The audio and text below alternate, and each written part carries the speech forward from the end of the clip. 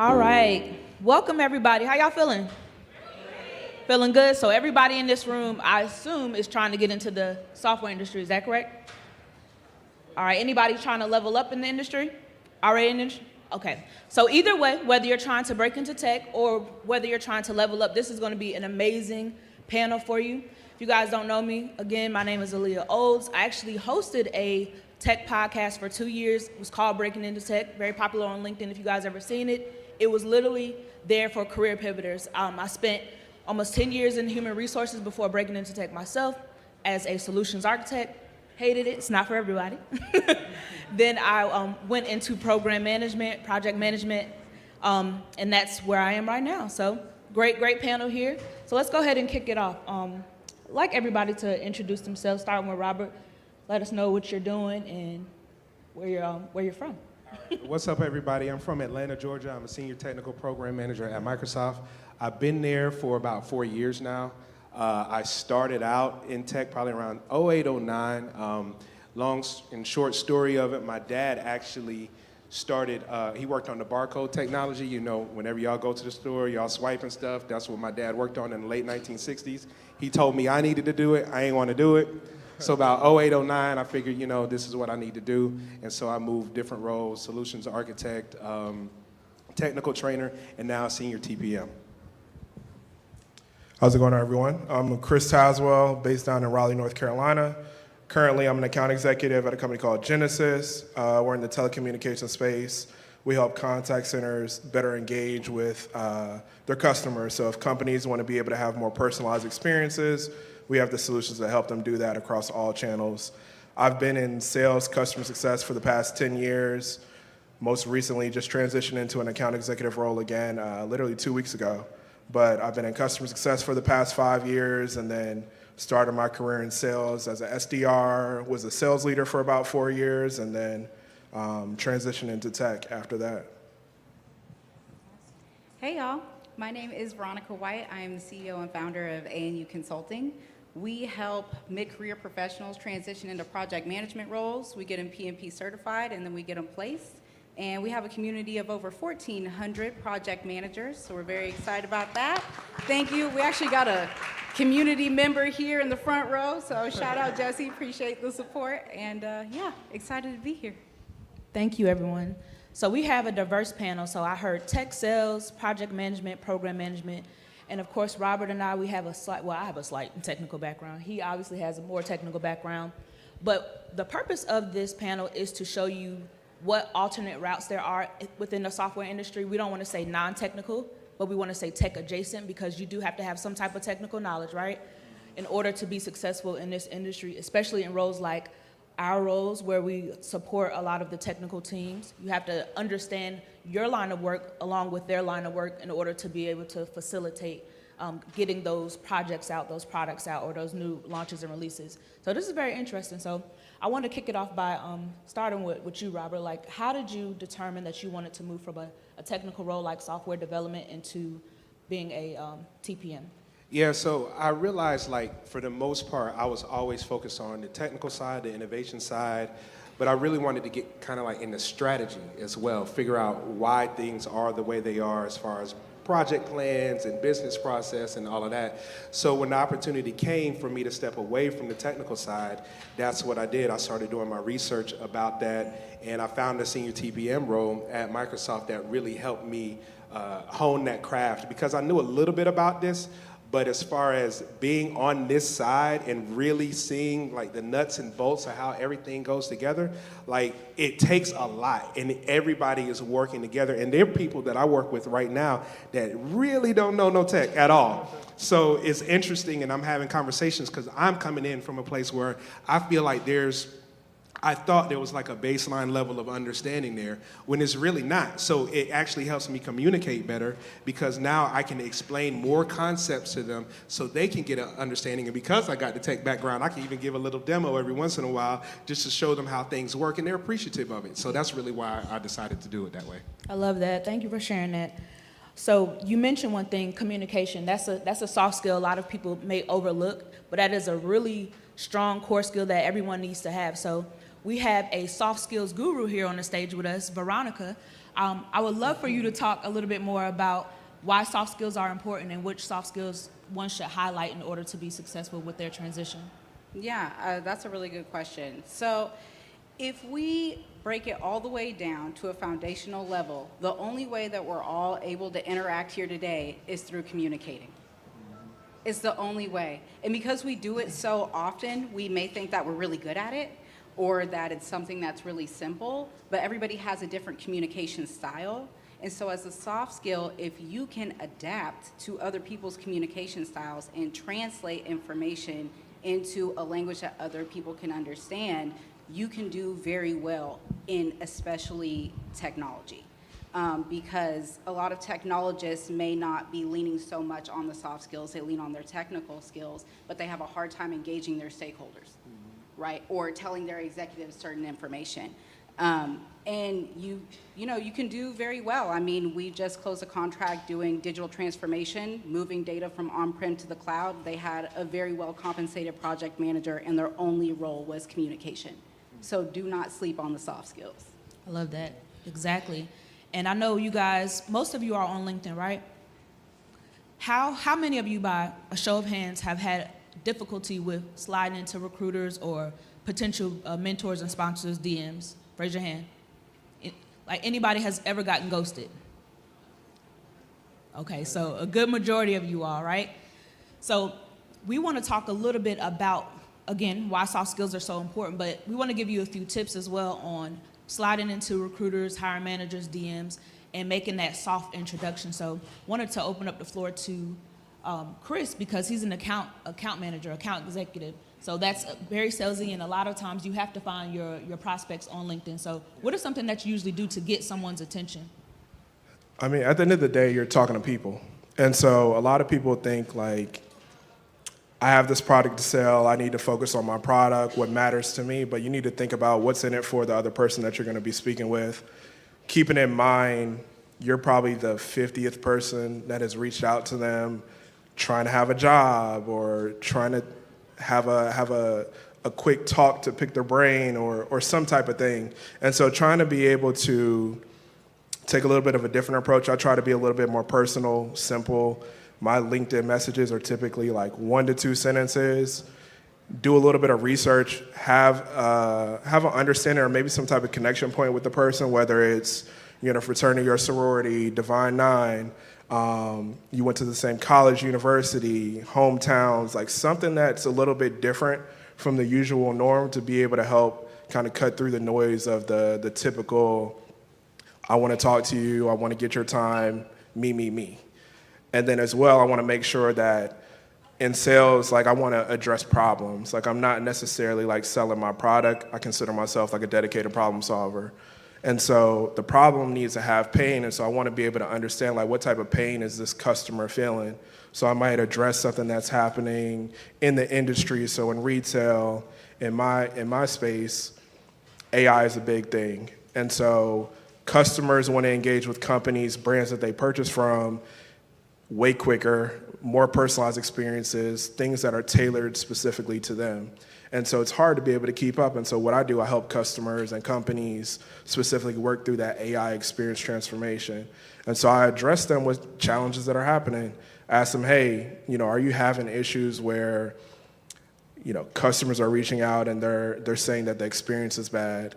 They're taking forever to be able to hear from an agent to get back to them about something happening.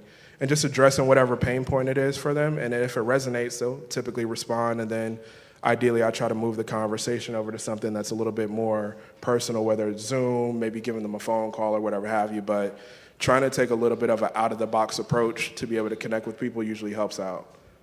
I agree with that. You wanted to add something, Robert? Yeah, I did. Actually, to kind of drill down on what you were saying, if we all look around the room, we all have a lot of things in common, right? We've all laughed. We've all cried. We've all been mad about something. All of these different things, everybody in the world has experienced, right? So when you're talking to somebody, like you were saying, finding a commonality, they're human just like you are.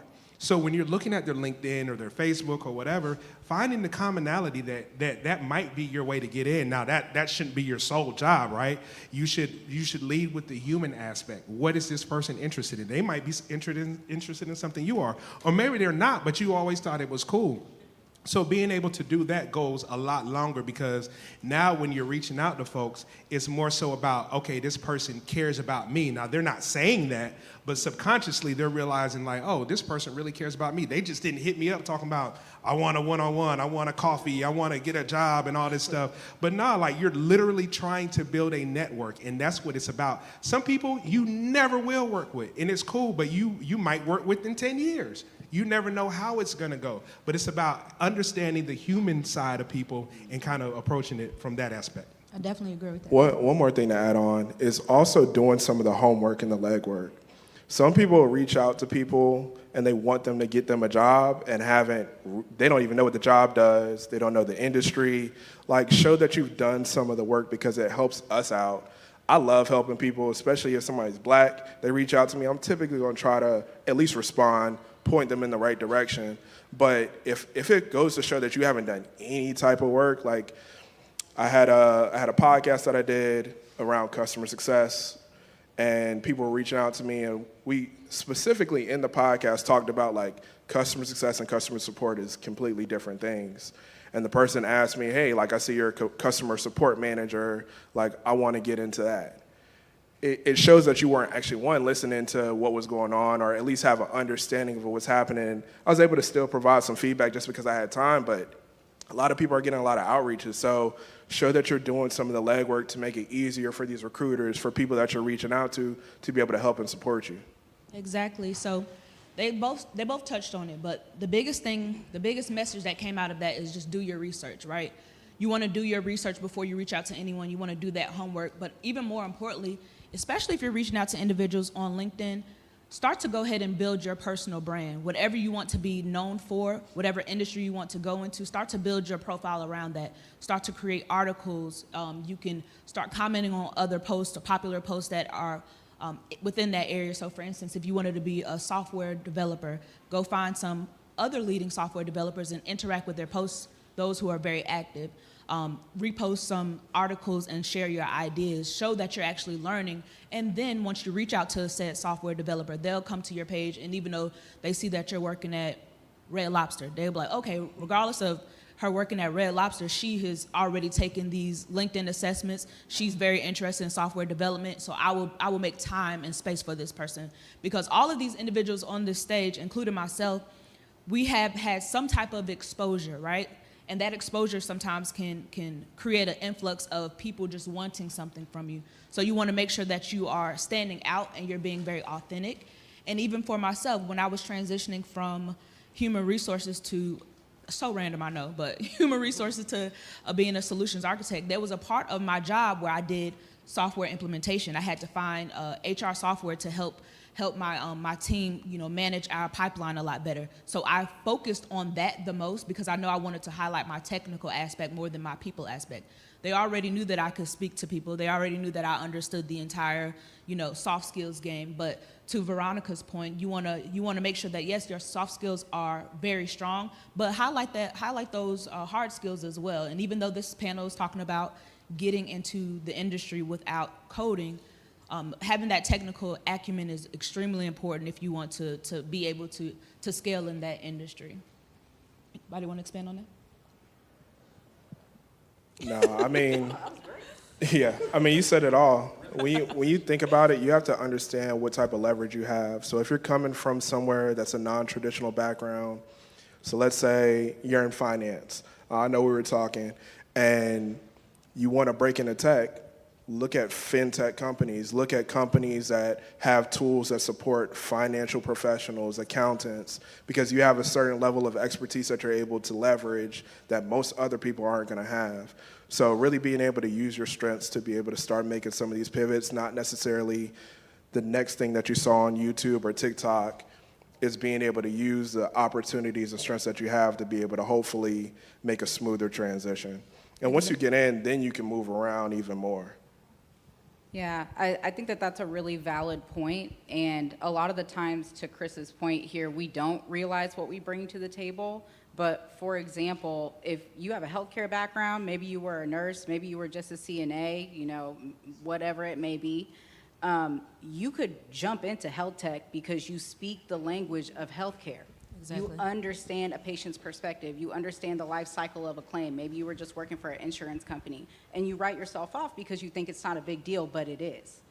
Because these organizations need people who speak the language of the business.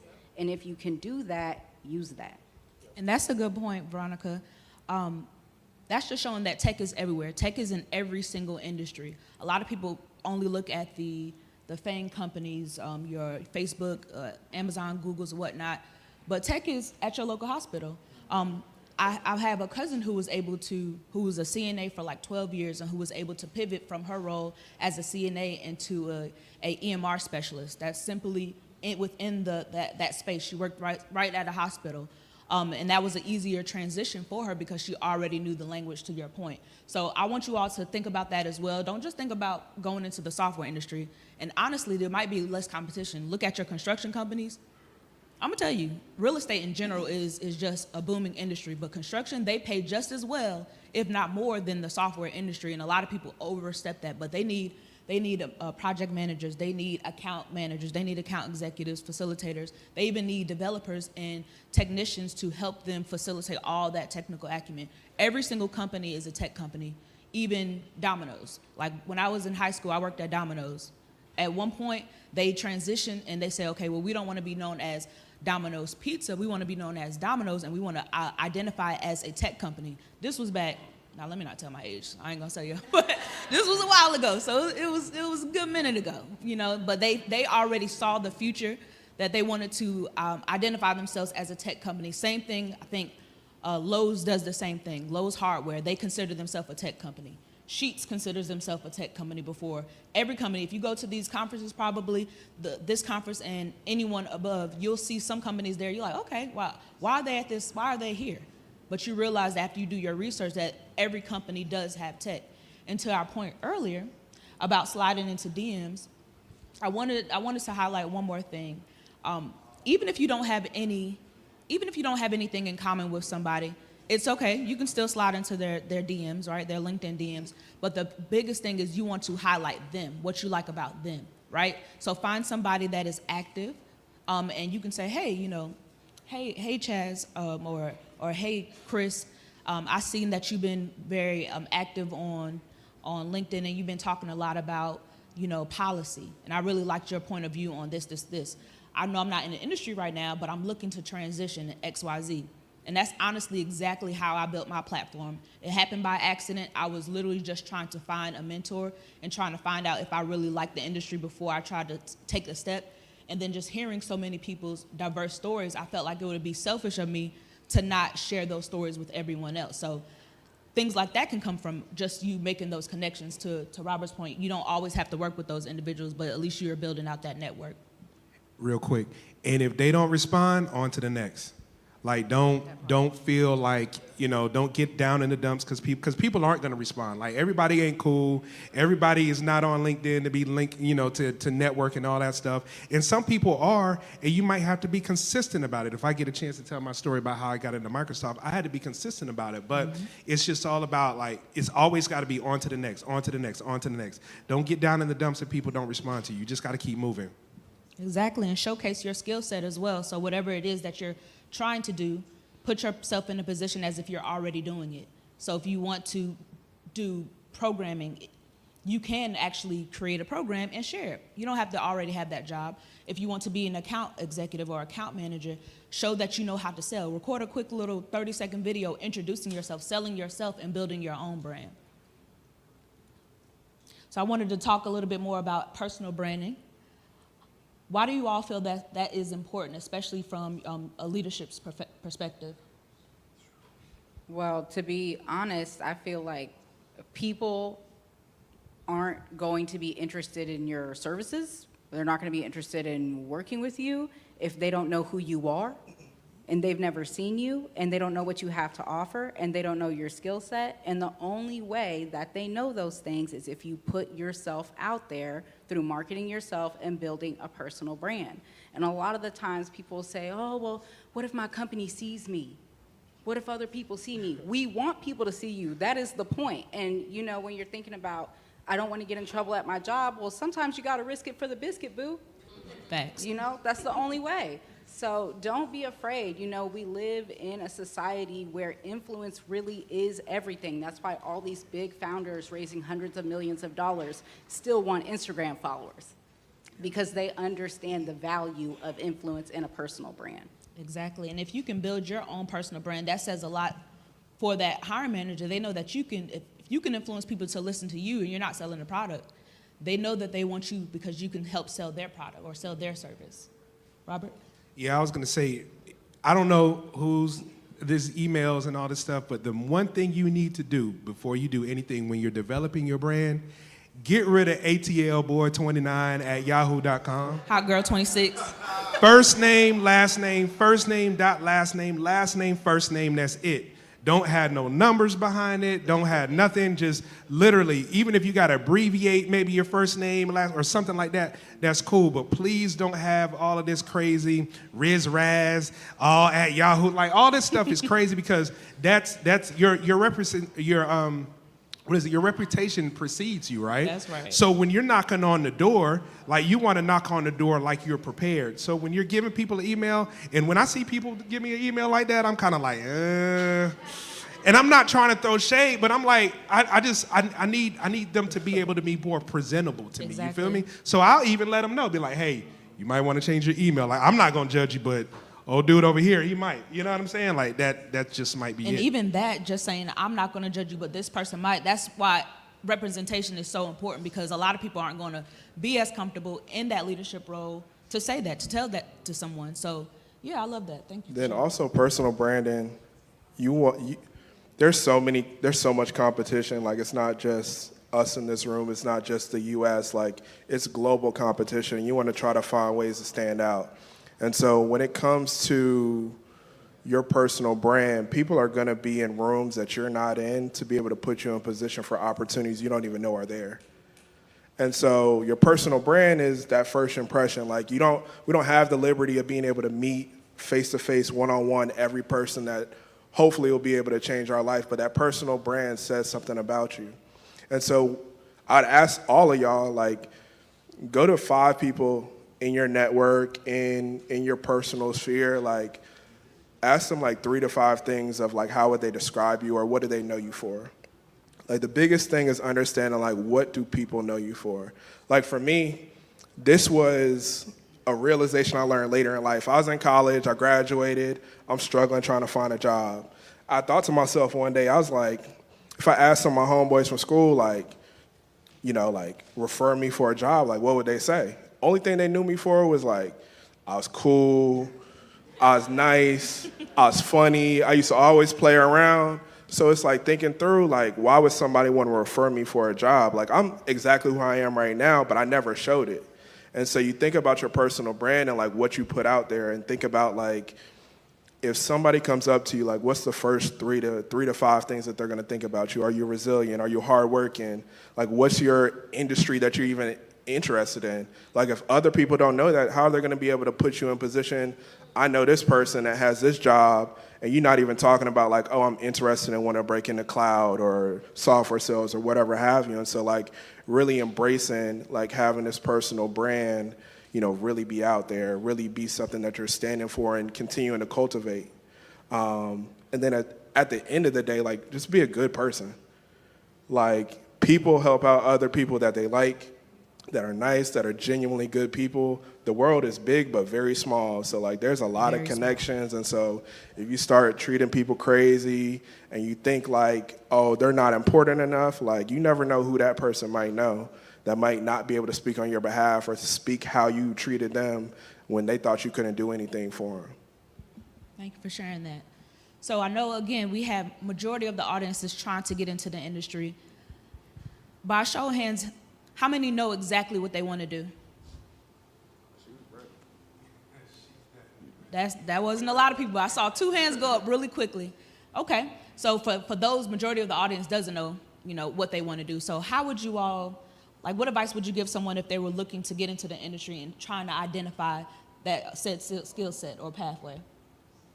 A day in the life on YouTube works wonders. Like, literally. If you want to be like a data analyst, just go on there and watch about 4 or 5 videos. Somebody's done a day in the life of something. And look at them you got to look at it from different angles because they're not all at the same company. So some people might do one thing, you're like, oh, that's cool, but you get over to this other company, you're like, man, I don't know about all that, right? So just the day in the life on YouTube, I think that works wonders. You know what? I have something to say about that for you. Hold that thought. The day in the life to get ready with me, some of them are cap, okay?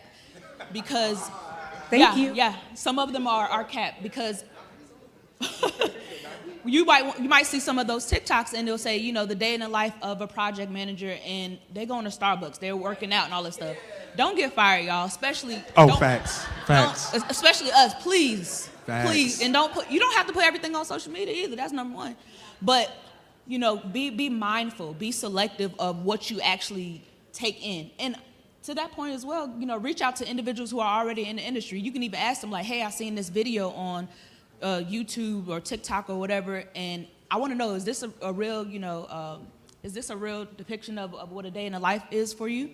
And also, I would say, for me, being comfortable is very important. So figure out what the culture is of said industry and the companies that you're looking for. Are you able to come to work dressed casually? Are you able to travel if you want to travel? If you don't want to travel because you have all these responsibilities, does that role require you to travel? Figure out your non-negotiables first, and that will help you identify what roles you want to go into as well. I'd also say, think about your strengths. So on TikTok, you'll see the pay ranges and all that for all these different roles. That matters. I won't say it doesn't matter. Money is important. It should be secondary because you want to try to find a role that actually fits what you do. I'm not the technical person. I know enough to be dangerous. I connect the dots. I'm simple, and you have this complex thing that Robert might be talking about. I'm gonna explain it in 4 words, and it took 4 sentences to try to explain it. So try to simplify it, and that's what works for me. But really using your strengths and understanding, you're in this job 8 hours minimum, maybe 9, 10 sometimes. We work in tech. Sometimes you don't work as much. Sometimes you work a lot harder depending on how projects are going to be. You should actually enjoy what you're doing, something that aligns with you. It may not necessarily be your passion, but it should be something that you at least enjoy a little bit. If you're not a technical person, I did a brief stint at a data science company for 6 months. It just was not for me. Data science just was not the passion for me. Contact centers, by accidentally, ended up being the thing that I loved. I ended up managing a contact center, and that's how I got into tech, where we're talking about using your experiences and background. I now work for a tech company that produces contact center solutions. I thought I didn't like it because I've just been doing it my whole career. I actually really enjoy it. I literally could talk about it all day. And so try to think through what your strengths are that align with the job, whether it's, if you're not a people person, you're introverted, being a sales rep or account executive, that might not be what you want to do. But a software engineer, somewhere where you have an opportunity to work on the back end and you don't have to be front and center, might be a better opportunity. So definitely think with what aligns more so with you as a person and, again, your strengths. I would like to add on to that because I think that that's more important than we give it credence for. The whole way that I got into project management was that my aunt was a software engineer, and she said, look, medical school didn't work out. I think you should get into project management. When I asked her why, she said, because you're organized and you're good at talking to people. It's not that complex. Yeah. I used that, and I just went straight into it, and it worked out so much more than I thought it would. We don't need to overcomplicate things. Exactly. I've always been organized. I'm always going to be organized. I've always been good at talking to people because I'm a yapper. It just is what it is. I like it. Right to my yappers, yes. So if you know you got it, then just ride with that. It doesn't have to be complex. It doesn't have to be complicated. Use what your natural skill set and strengths are and ride that wave. It will take you where you want to go. Exactly. And we're about to wrap up so we can go ahead and take some questions, but we want to highlight a few roles that are tech adjacent that you all might want to look into if you're not familiar. Okay, everybody's familiar with project management. Some people may be familiar with tech sales, a sales development representative, account executive. But to your point, Veronica, yappers, if you like to talk, if you like to solve problems, and you like to be on the solution side, CSM, customer success management, or customer success in general. If you have a little bit of technical acumen, you know how to use Excel. You might be able to learn like a super basic programming language. You might want to look into being an implementation specialist or implementation consultant. Those are the people who connect the dots. It's not super technical either. What are some other roles that you all can think of? I would say if you know how to use Excel and PowerPoint and you don't want to talk to a lot of people, jump in as a business analyst. Yeah, that's a good one. And it's an easy way for you to gain foundational skill sets, for you to learn more about your organization, how they make money, the business side, the technological side, and you can grow from that really into any role within an organization. Love that. All right. Well, what are some tips you have for the audience? What is something that you want to leave them with, Robert? I think I said it before, like, don't stop. Like, don't take no as you're not good enough, you're not smart enough. Take no and utilize that as your fuel to go on to the next. It took me over 30, maybe 40 applications to get into Microsoft. It was a consistent go, go, go, go, go. I had applied to AWS like 80 or 90 times, and I had realized it's nothing wrong with me. Sometimes you just got to keep putting things out there. You got to keep applying, because the more you apply, it ups your chances. But it's not like anybody really looked at your application and was like, why do they keep applying for that? No, they don't have no time for that. Some of these recruiters have thousands of applications in a few days. So we got to think about that and just go ahead and be persistent. Be persistent. I would say build it yourself. And I put that in the terms of like taking control of your career, like starting to learn the things before you actually step into the role. Shocker for some people, most companies are not looking to train you. I've been in my careers for 10 years. I've not officially been trained. Like, I figure it out. So you want to be able to confidently speak to things when you're in an interview and not, oh, it's aspirational, like I'm gonna start learning about this when I get the job. Like, start learning about it, and then a lot of doors start opening. You start meeting people, you start understanding the language, you find the people and the opportunities that are proper for you. So I would say really digging in and starting to build it before you actually need it. And then just be curious. Like, ask questions, like talk to people, understand what does a day in the life look like, who are they as a person. Like, there's some people that are super on and they like to be yappers.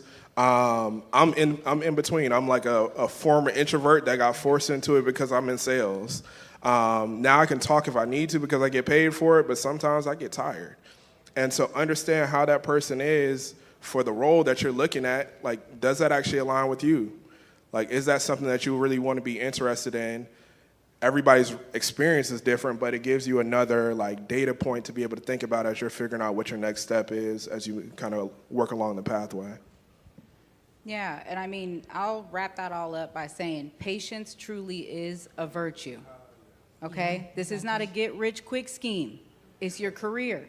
It's how you provide for yourself. It's how you provide for your family. It's how you build a bridge to generational wealth. Good things take time. It's a marathon. It's not a sprint. So don't put so much pressure on yourself thinking that if it doesn't happen for you in 90 days or 4 months or 5 months, that it's just never going to happen. Okay, good things really do take time. You plant the seed, you water it, you nurture it, you speak kindly to it, sometimes in the mirror, right? It's helpful, and it will grow, I assure you. I love that. Thank you all. And I would say find your tribe. So shout out to Trabaja. Finding your community is extremely important. That's how I was able to figure out what I want to do. I told you guys I reached out to so many people when I was interested in getting into a particular industry, crickets. Nobody was helpful. But when I started to pivot based on another skill that I had, and I started to reach out to the other individuals in an adjacent industry in the project management space, they were so helpful. And I was like, okay, these are my people, because I cannot click with these other people. I know I'm not gonna last very long. So finding your community is very important. Lose that mentality of, getting it out the mud and, building yourself up. You need to have a team. You need to have mentors. You need to have people that support your journey. You need people that are in positions that you want to be in. So even if you cannot reach out to the recruiter, if you want to be a project manager, find a senior project manager so that they can help walk you through those steps. Find a senior technical program manager.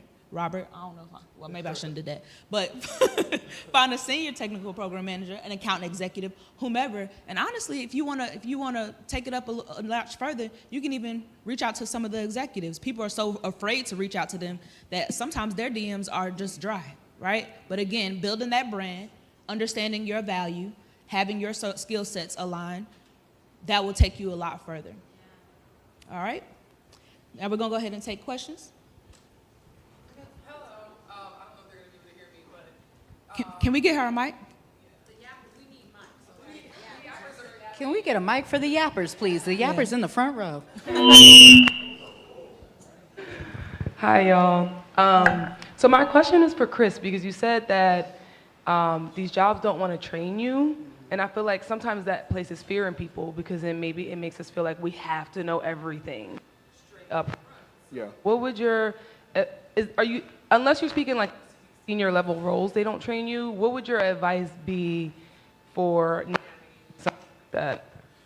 So I play to the worst case scenario that somebody won't train me. There are companies that will train you. There's some companies that have tech sales training programs. There's fellowships that are now a pretty big thing that will train you through that process. Typically, everybody's looking at like, oh, I want to make 6 figures breaking into tech. Like sometimes, if you want to get that higher income level, you need to come in showing the level of expertise that you want to have to be able to ask for that type of money. But just generally speaking, I don't know. It's being in tech in general, you need to be able to figure it out. Things are moving so quickly, so it may not be to the point that you're not trained. My company rolls out new features literally every Wednesday. Last year, we rolled out 415 new features in a year, 365 days.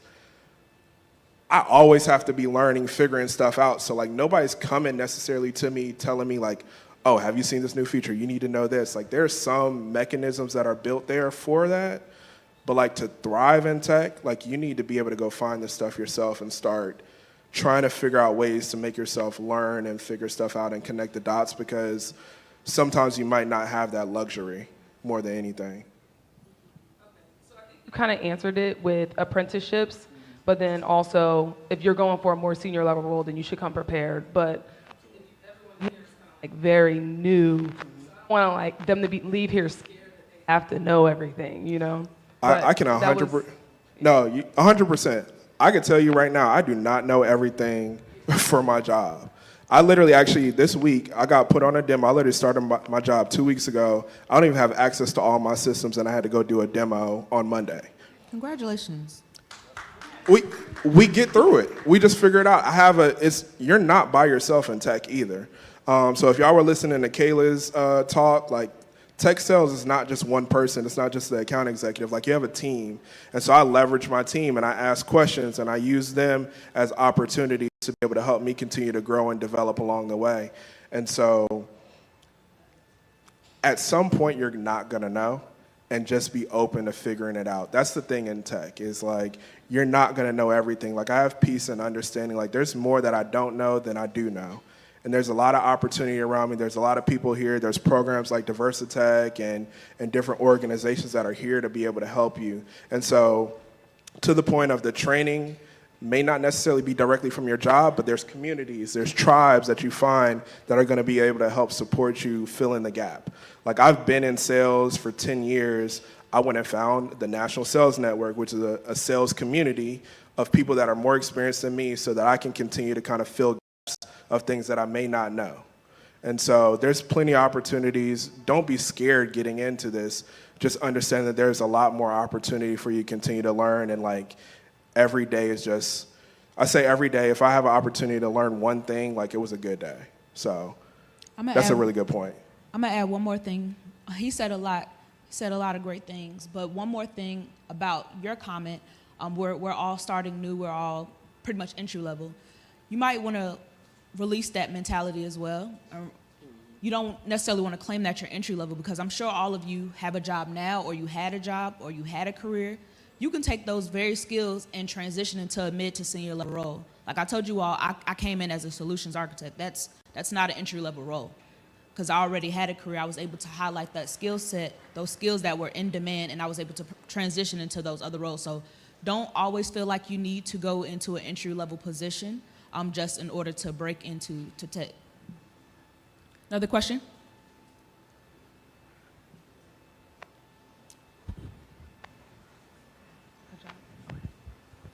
Thank you. Hey, y'all. My name is Jordan.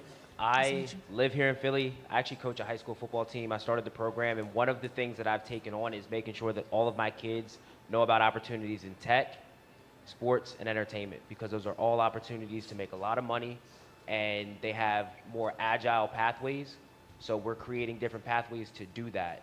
I heard a lot about growth mindset from you, brother. I heard a lot about soft skills. Like you talk about empathy. You didn't say the word empathy, but you said it. You talked about leadership, confidence. With the growth mindset, you talked about having the confidence to know that you might not know an answer now, but you need to know how to get to that answer. If you're going from A to Z, the first step is A to B. You guys have all talked about the skills that you have, but for those soft skills that you're not necessarily learning in a classroom, what are the things that you personally did to develop those soft skills and that growth mindset? For me, and this is something I think that we don't talk about a ton, a lot of people will say, I've been trying to get from A to B, but I can't quite figure out why I can't make it from A to B. And my first question for them is always, well, is it a will issue or a skill issue?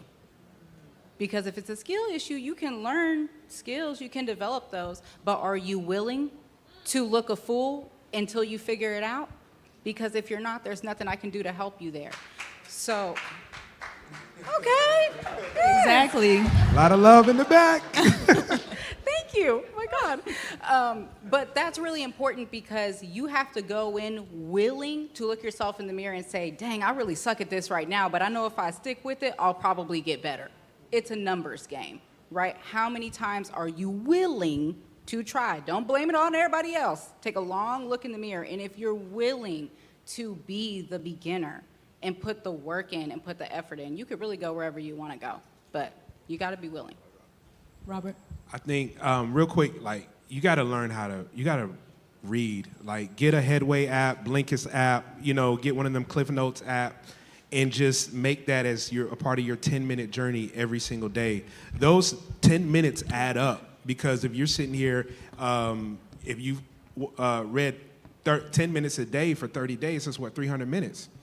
And so if you do that over a year, you see how much you can accumulate that. So I always tell people, get one of those apps to where all you have to do is just read 10 minutes a day and try to retain that and practice retaining that knowledge, because that's automatically going to start taking place in your life, because you're going to start thinking about, oh, I read this here, I saw that there, and you'll be able to participate in more conversations that way.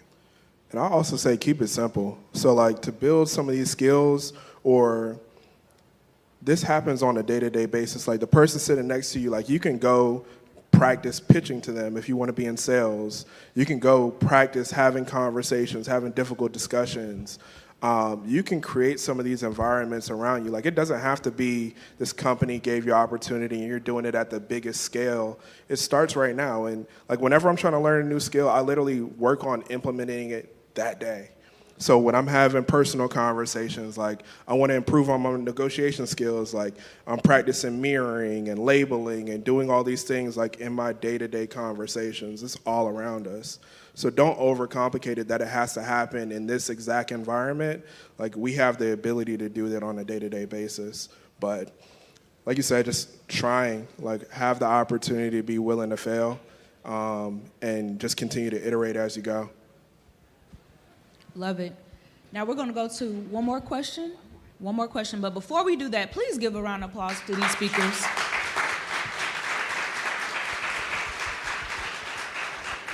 All right, we have a young lady over here that wants to ask a question. Go ahead. Good afternoon. Thank you all for your insights. A lot of what y'all said really resonated with me, especially the part about how your reputation supersedes you and also the fact that how you present yourself really matters. So my question is, I'm a teacher transitioning into tech. I know I want to go into ed tech and I have some AI skills. So my question is, when it comes to resume rewriting, what are some suggestions you all have that is an honest pitch to companies? For example, like I'll say I'm a teacher, but then ChatGPT might say, well, put on paper that you're an education, technology, and data integration lead. And so like, and that's part of the work that I do, but is that okay for me to put on paper? That's my question. Yeah, I mean, absolutely. Like like before I got my job at Microsoft, I worked at a nonprofit. It was a large church, and I abbreviated the church name. Like, I'm not gonna sit here and be like, I've been 8 years at a church, because people think, oh, it's a small church, when it actually had 30,000 members and 200,000 constituents across the world. So doing things like that, it's okay. Of course, you're not lying, but what you're saying is you're pulling out those transferable skills. There's always another way to say something. I'll add to that from an HR perspective. There are a lot of companies, and okay, I'm just brace myself for this. There are a lot of companies that will intentionally mislabel your title so that way you don't know exactly how much you're supposed to be making. I worked in HR for 10 years. Don't tell me I'm lying, okay? So if you're in a role that you may have done a multitude of things and you want to highlight that one particular skill, you can put your actual title, but in parentheses you can say project management equivalent or educator equivalent or trainer, corporate trainer equivalent. That'll actually be a really good role for you to go in, be a corporate trainer, a solutions consultant, a sales engineer. A lot of teachers transition into those roles. Yeah, it's not an issue, because for recruiters, you want to make sure you make it as simple as possible for them to understand what it is that you did, your experience. So that's a good thing. Make sure that you can confidently speak to it when asked in an interview, but definitely using all the things that they had said, kind of helps you out. And then as well, just use ChatGPT to see roles and titles and opportunities that might be a good fit for you as well. Okay? All right, thank you. Unfortunately, we can't take any more questions, but